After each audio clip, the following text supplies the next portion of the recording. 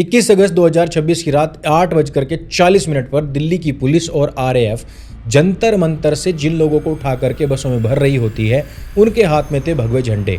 और उसी दिन दोपहर में यही लोग उसी जमीन पर बैठ करके हनुमान चालीसा भी पढ़ रहे थे। राम दुआरे तुम रखवारे हो तन आज्ञा। ये लोग कास्ट के आधार पर मिलने वाले रिजर्वेशन को हटाने की मांग लेकर के यहाँ पर आए थे। क्या मांगे आप? UGC roll back, SC ST में संशोधन, आरक्षण में संशोधन। हमारी जो मांगे हैं सरकार को सुनना चाहिए, चूंकि भैया हम एक मांग कर रहे हैं कि आरक्षण आर्थिक आधार पर होना चाहिए। सांसद, विधायक, मंत्री जो बन चुके हैं, IAS IPS बन चुके हैं, उनके बच्चों को कोई आरक्षण की जरूरत नहीं है। आरक्षण जो 200 रुपए की दिहाड़ी मजदूरी कर रहा है गरीब, उसको जरूरत है। गरीब की कोई जाति नहीं होती, गरीब हर जाति बिरादरी में, हर धर्म में होते हैं। चंद्रशेखर रावण है, वो युवाओं को झूठे हौसले देकर भड़काता है और कुछ नहीं करता है। वो कहता है ना, आरक्षण को छू के भी दिखाओ। तो भाई आरक्षण को छू के तो हम लोगों ने दिखा दिया। डिटेंशन के कुछ ही घंटों के अंदर अंदर इस पर सवाल वो लोग पूछ रहे थे जो वर्षों से इसी सरकार का पक्ष रखते हुए आए हैं, जैसे भटके हुए युवा अजित भारती और इन्फोसिस के फॉर्मर CFO मोहनदास पाई, आनंद रंगनाथन और DD न्यूज के अशोक श्रीवास्तव। ये लोग सवाल पूछते हैं और कहते हैं कि भाई ये दोगला व्यवहार हम लोगों के साथ में क्यों हो रहा है। जब बच्चे कोई डिमांड कर रहे हैं, इतनी बड़ी भीड़ वहां पर आ चुकी है, वही भीड़ जिसको तुम कहते थे कि वो इनविजिबल है। लोग कहते थे कि आरक्षण के नाम पर 4 लोग भी तुम इकट्ठा नहीं कर सकते, और वहां पर हजारों लोग देखते देखते ही जमा हो जाते हैं, जिसमें से कि बच्चे से लेकर के बूढ़े तक और स्त्री पुरुष सब कुछ शामिल होते हैं। उस जनता को इस बेरहमी के साथ तो कम से कम नहीं हटाना चाहिए था।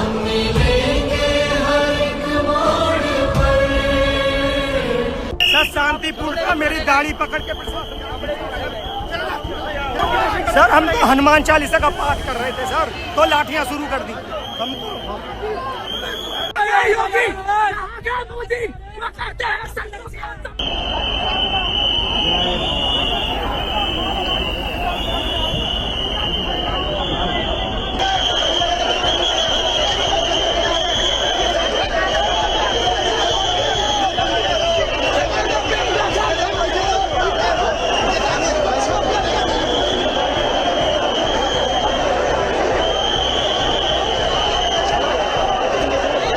वो सरकार जिसको ब्राह्मण बनियों की सरकार कहा जाता रहा है, जिनको शहरों की सरकार कहा जाता रहा है, वही सरकार अगर अपने ही लोगों को इस बेकदरी के साथ में उठा करके बसों में भरती है तो यह असहनीय हो जाता है। कई स्थान पर हमने देखा कि वहां पर संतों को बसों के ऊपर से नीचे गिरा दिया जा रहा है, उनको उठा करके डिटेन किया जा रहा है। महिलाएं नरेंद्र मोदी जी की माता जी का फोटो लेकर चल रही हैं और वो कह रही हैं कि हम आज के बाद इस गवर्नमेंट को या इस पार्टी को कभी भी सरकार बनाने के लिए वोट नहीं करेंगे। शक्ति को बोलना चाहूंगी, पूर्ण रूप से बहिष्कार करें।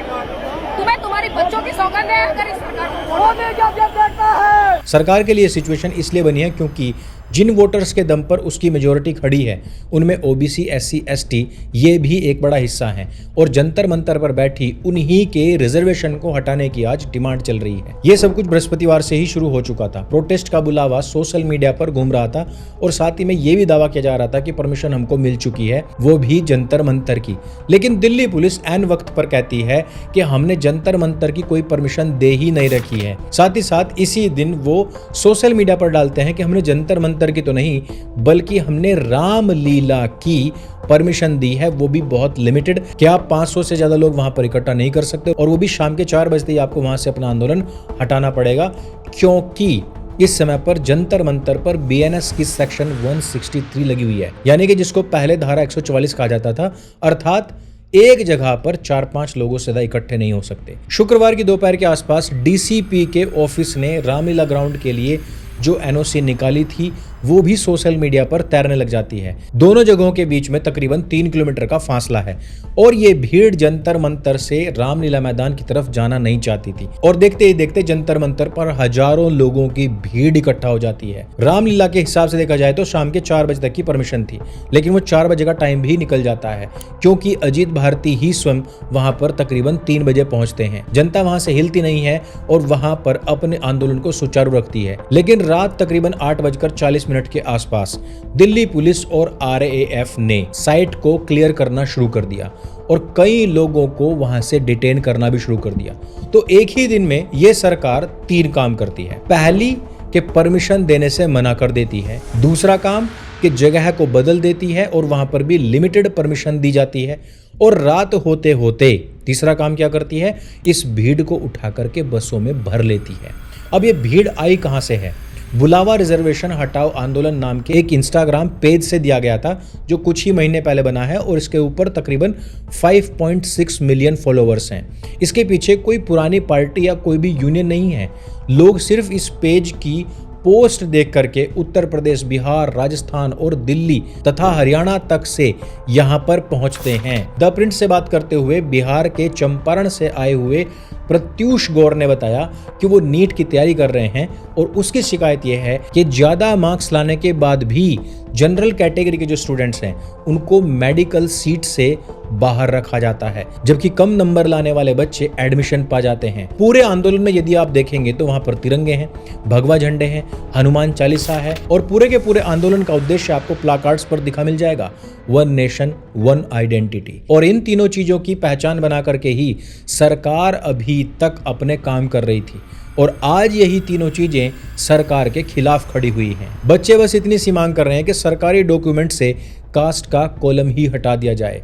इसी भीड़ में करनी सेना और अखिल भारतीय अक्षत्रिय महासभा के लोग भी आते हैं। मांगे इनकी 3 हैं। पहली है रिजर्वेशन कास्ट की जगह पर इकोनॉमिक क्राइटेरिया पर मिलना चाहिए। इसी में दूसरी मांग है कि SC/ST prevention of atrocities act को हटा दिया जाना चाहिए। ये वो कानून है जिसको SC/ST की सुरक्षा के लिए बनाया गया था, लेकिन आज की तारीख में 90% से ज्यादा बेगुनाह लोगों को जेल में डलवाने का हथकंडा बन चुका है। और तीसरी डिमांड भी बहुत सीधी है कि UGC की इक्वालिटी रेगुलेशन वापस होनी चाहिए, जो जनवरी 2026 में कैंपस के ऊपर कास्ट डिस्क्रिमिनेशन रोकने के लिए लाई गई थी। अब बात करते हैं कि इसकी परमिशन के बारे में कौन सच बोल रहा है और कौन झूठ बोल रहा है। भटके हुए युवा अजीत भारती ने एक्स पर लिखा कि जंतर मंतर के लिए परमिशन हमने 1 महीने पहले मांग रखी थी।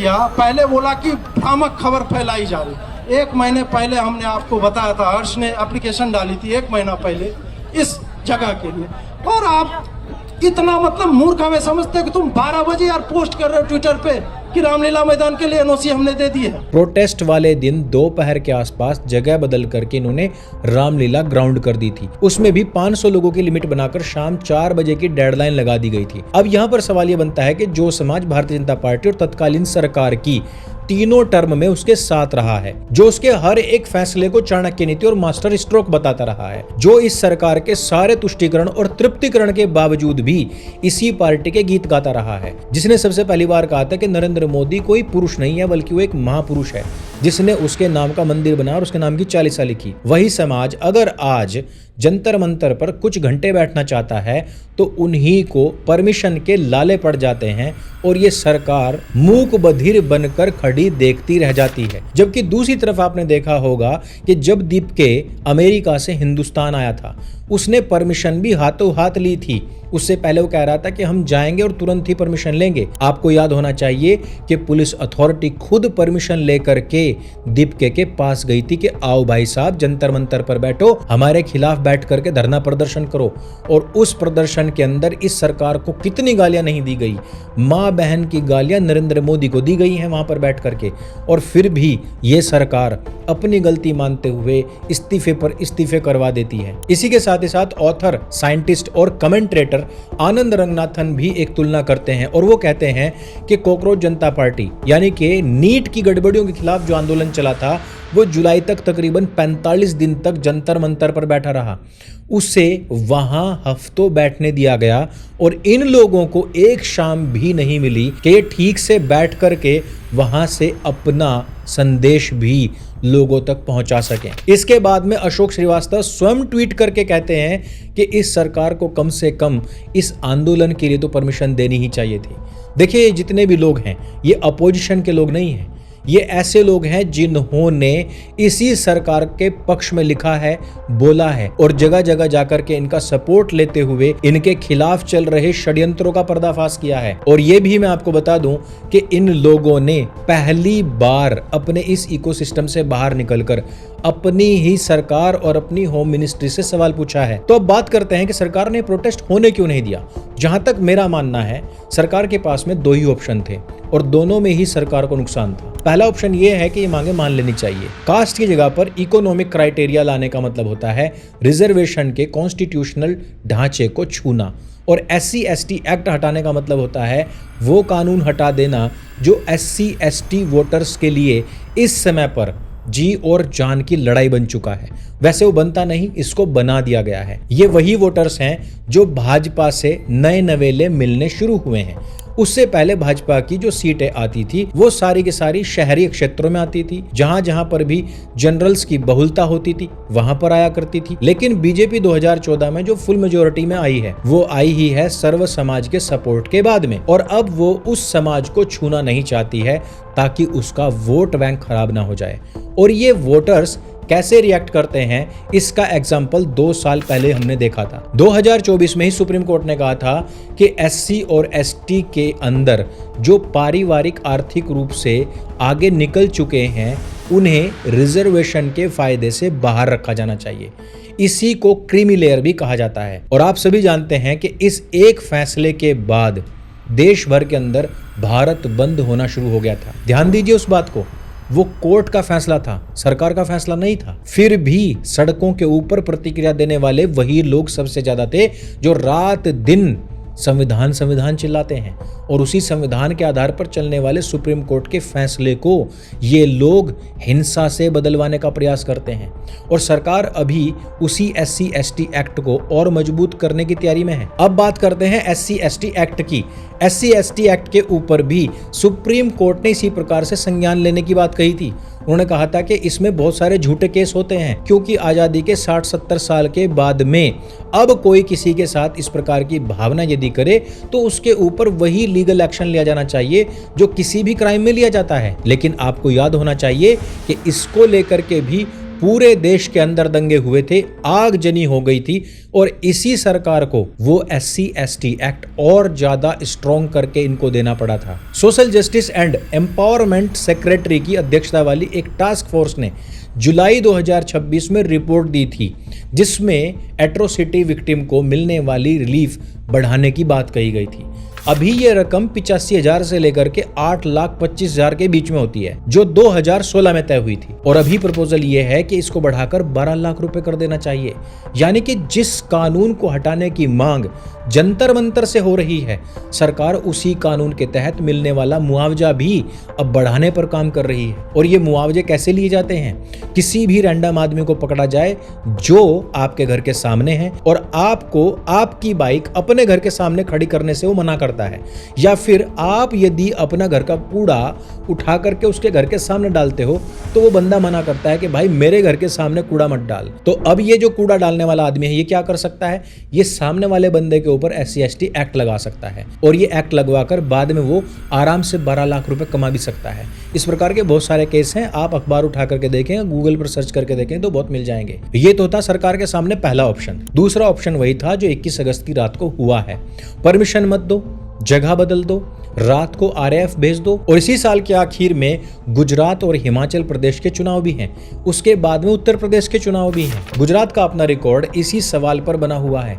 1985 में वहां के कांग्रेस मुख्यमंत्री माधव सिंह सोलंकी ने कोटा बढ़ा दिया था। उसके खिलाफ महीनों तक आंदोलन चला, और उसके बाद में हुए चुनावों में उसी सोलंकी ने 182 में से 149 सीटें जीत ली थी, क्योंकि OBC, दलित, आदिवासी और मुसलमान वोटर उनके साथ खड़े हो गए। तो सरकार को या तो अपने सबसे बड़े वोट बैंक को नाराज करना था, और या फिर अपने सवर्ण समर्थकों को बसों वाली फुटेज बनाने देनी थी। उसी शुक्रवार को वहां से कुछ ही किलोमीटर दूर पर पार्लियामेंट स्ट्रीट पर एक दूसरी चीज चल रही थी। 19 साल के साहिल लोचब को 20 जुलाई के CJP प्रोटेस्ट में पैलेट इंजरीज हुई थी, और पुलिस उसकी FIR दर्ज करने से बार बार मना कर रही थी।